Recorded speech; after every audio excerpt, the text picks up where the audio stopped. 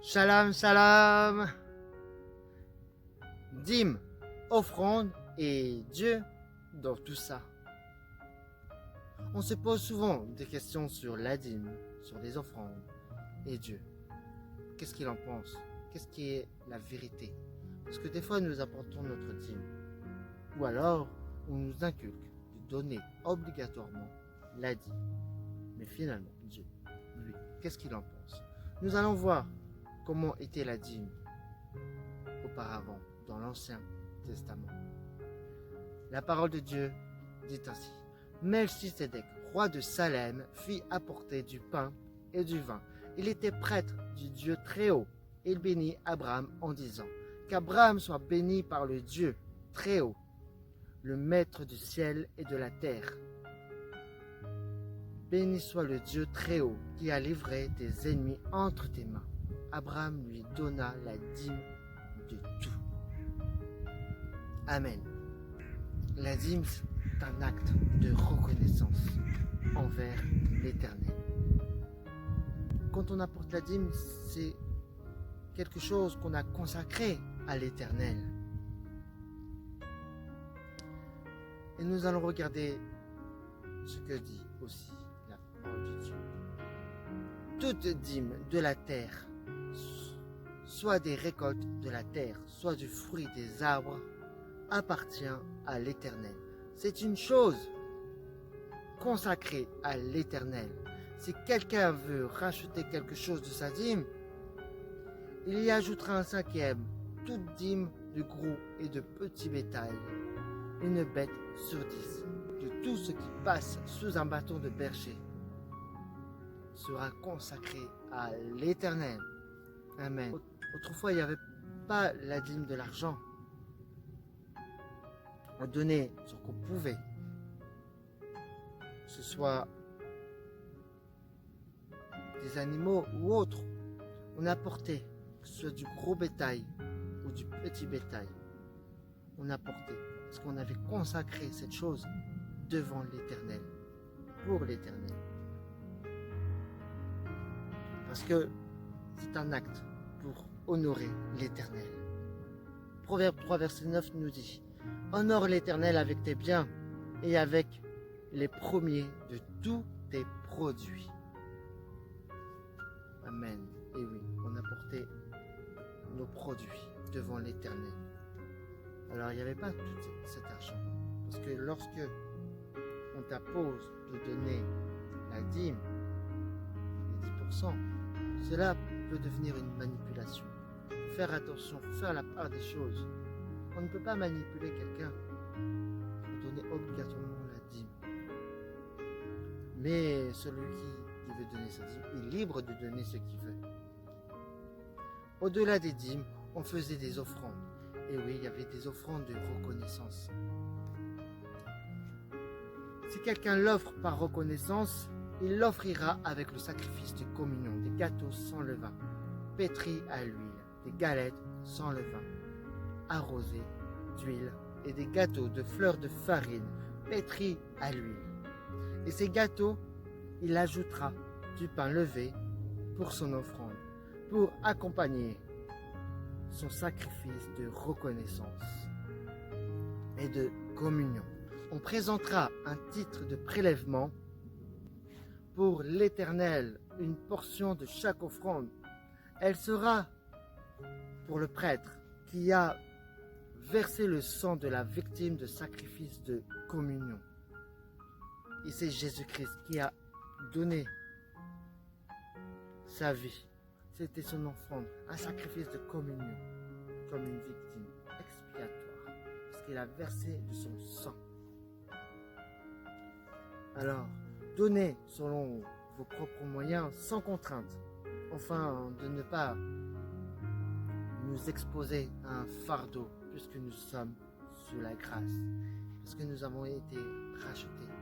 Nous sommes maintenant sous la grâce, depuis que Jésus est mort pour nous et qu'il est ressuscité. Amen.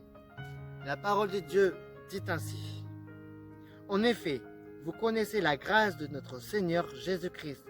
Pour vous, il s'est fait pauvre alors qu'il était riche, afin que par sa pauvreté vous soyez enrichis.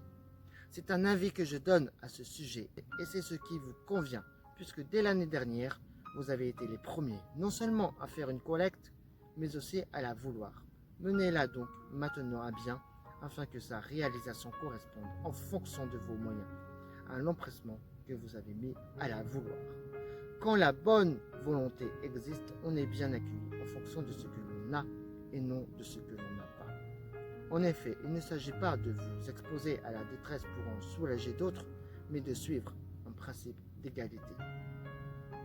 Dans les circonstances actuelles, votre abondance pourvoira leurs besoins, afin que leur abondance aussi pourvoie à vos besoins.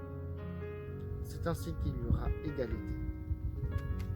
On est libre de donner ce qu'on veut, sans que ce soit une contrainte, parce que Jésus lui-même s'est donné librement et gratuitement, sans contrainte, tout en étant volontaire.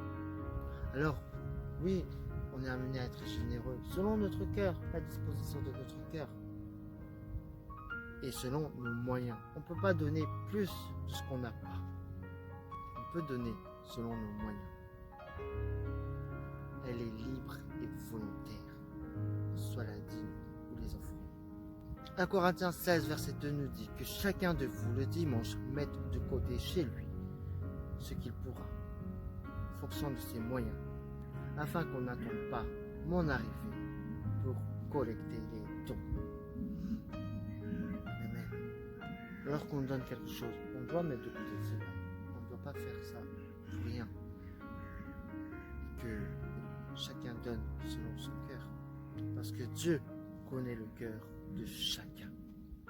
Parce que lorsqu'on donne, si on a le cœur mauvais, on peut tout donner.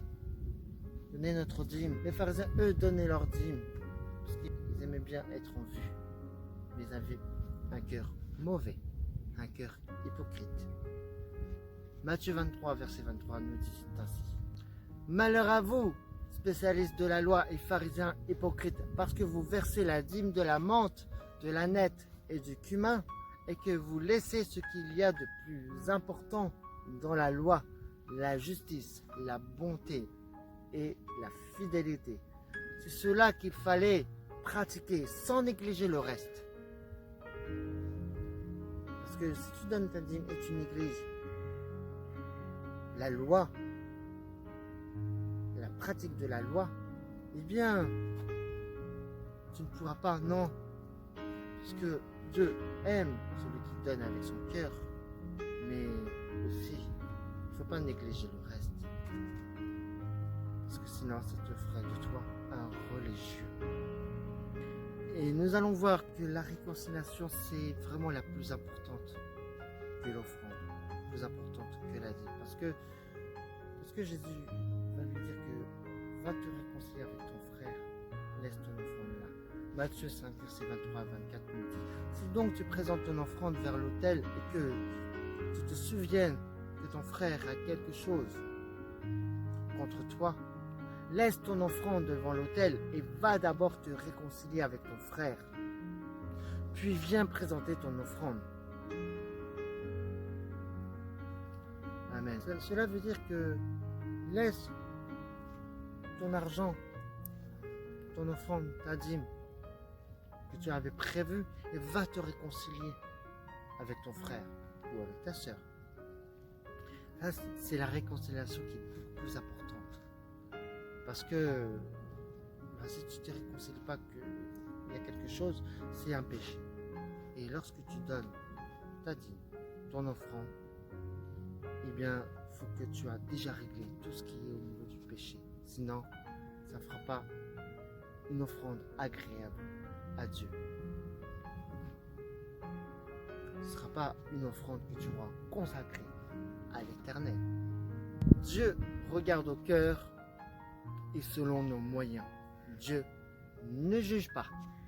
Parce que Dieu aime qu'on donne avec notre cœur. Nous allons voir aussi que Jésus voyait le cœur de la personne. Marc 12 à partir du verset 42 nous dit ainsi. une pauvre veuve vint aussi. Elle y mit 2 petites pièces, une toute petite somme. Alors Jésus appela ses disciples et leur dit, je vous le dis en vérité, cette pauvre veuve a donné plus que tous ont pris de leur superflu pour mettre dans le tronc. Tandis qu'elle, elle a mis de son nécessaire tout ce qu'elle possédait, tout ce qu'elle avait pour vivre. Amen. Parce que il a vu, Jésus a vu selon son cœur, mais selon ce qu'elle possédait déjà, selon ses moyens.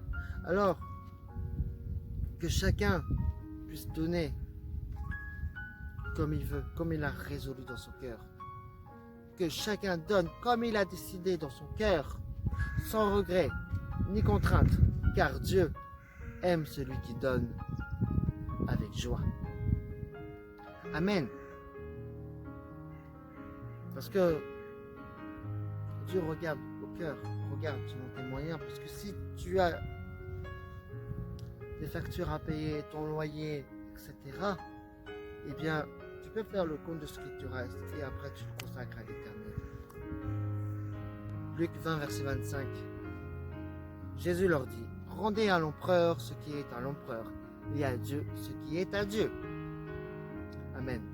Je voulais parler de ce passage aussi pour dire que l'empereur, c'est les impôts, c'est l'État. Alors, pourquoi Dieu s'est fait passer après? Parce qu'en fait, il nous dit qu'il faut d'abord payer ce qu'on doit, que ce soit les impôts ou l'État. Ça peut être aussi ton loyer, tes factures ou autre chose. Des choses très importantes pour toi. Et après, tu donnes à Dieu. C'est pour cela que, oui, Dieu passe après. Parce qu'il veut que ce soit quelque chose qu'on aura consacré à lui. Une odeur agréable. Et il veut aussi que ce soit sans contrainte. Parce que si tu donnes et que tu as des dettes à payer, des factures à payer, tu vas le donner avec une contrainte. Et ce ne sera pas avec une joie. Ce ne sera pas avec la joie. Pour conclure, la dîme en tant qu'impôt, comme dans l'Ancien Testament, n'est plus demandée. En revanche, le Nouveau Testament invite à être généreux, mais selon ses moyens. Il n'est pas mention de 10% de ses revenus, mais toujours est-il, cette proposition peut être un bon point de départ, sans en faire une règle. Et certains auront à cœur et pourront donner davantage. Que nous ne soyons pas sous un autre joug. Que nous ne soyons pas avec une nouvelle contrainte. Donnons avec joie et sans en faire une règle. Parce que nous ne sommes plus sous la loi, mais sous la grâce. Amen. Que nous ne soyons pas manipulés, mais restons dans l'amour du Seigneur Jésus-Christ. Soyez bénis et à très bientôt.